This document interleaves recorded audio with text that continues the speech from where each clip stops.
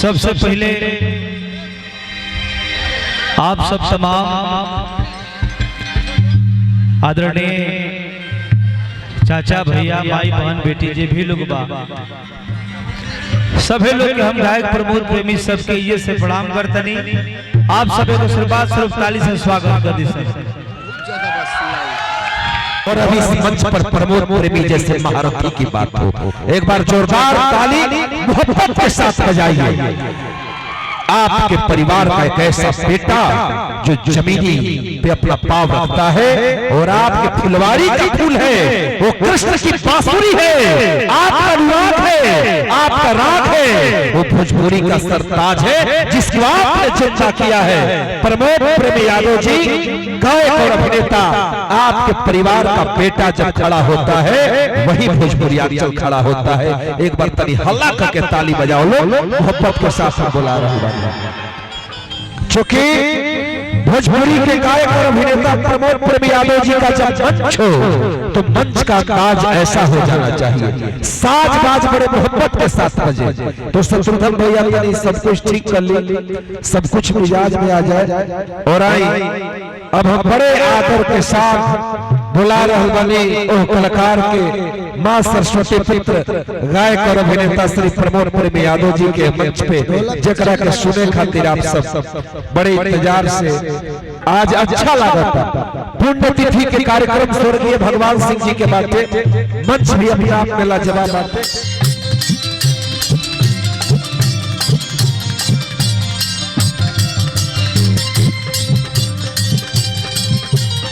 जय हो, वाह वाह वाह, आई तने वो ताली बजा के स्वागत कर जाओ भोजपुरी सुपरस्टार गायक और अभिनेता श्री प्रमोद प्रेमी यादव जी।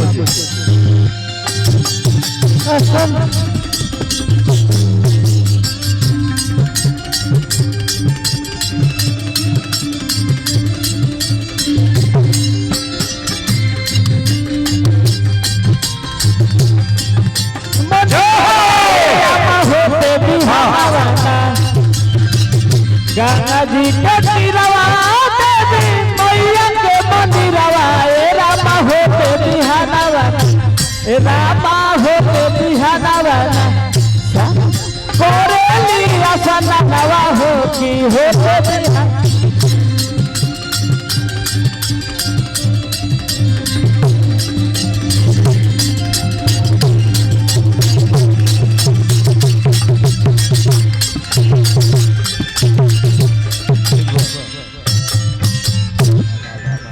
चलिए अब कार्यक्रम शुरुआत हो रहा होगा।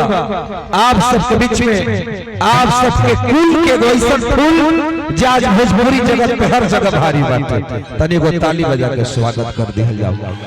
जकरा के रोजा सब है और दू गो लाइन प्रमोद भैया आप चंदन बाबू बगल में बैठो, दू गो बात देख ली भाई।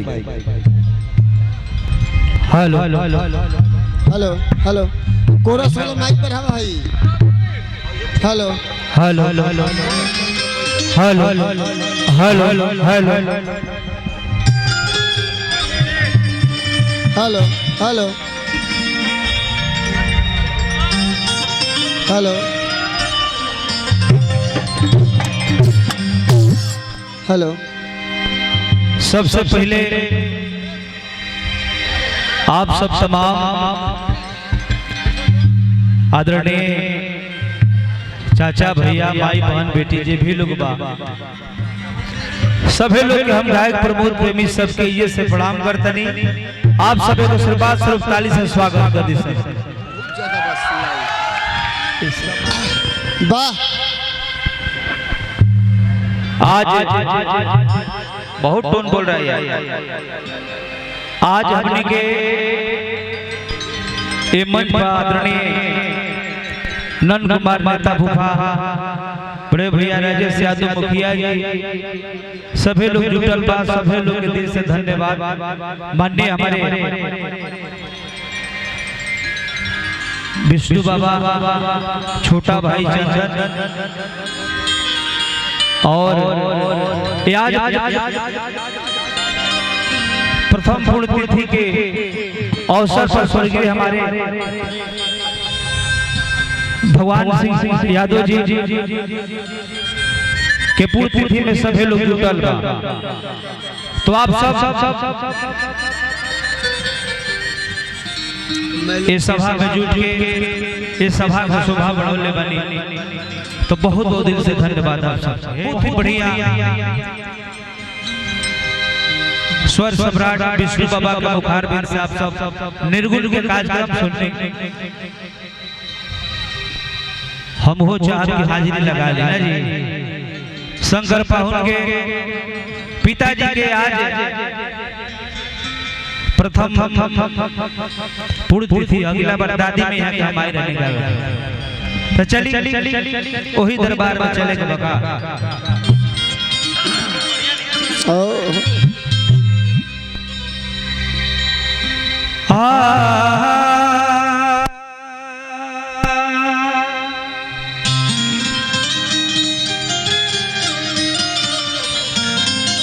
ओए साउंड वाले भाई,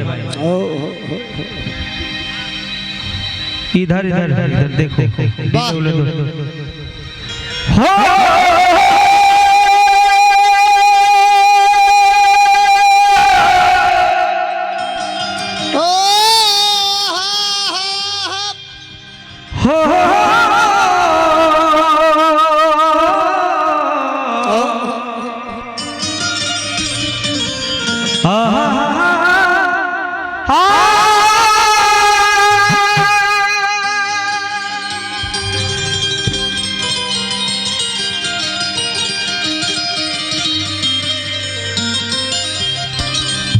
और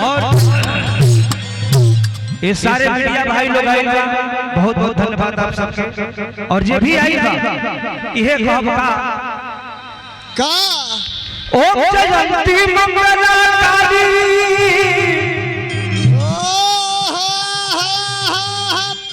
की भद्र काली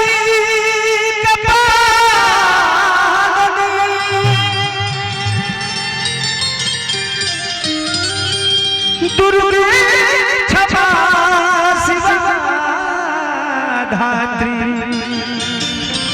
वाह स्वाहा स्वधा नमस्तुते।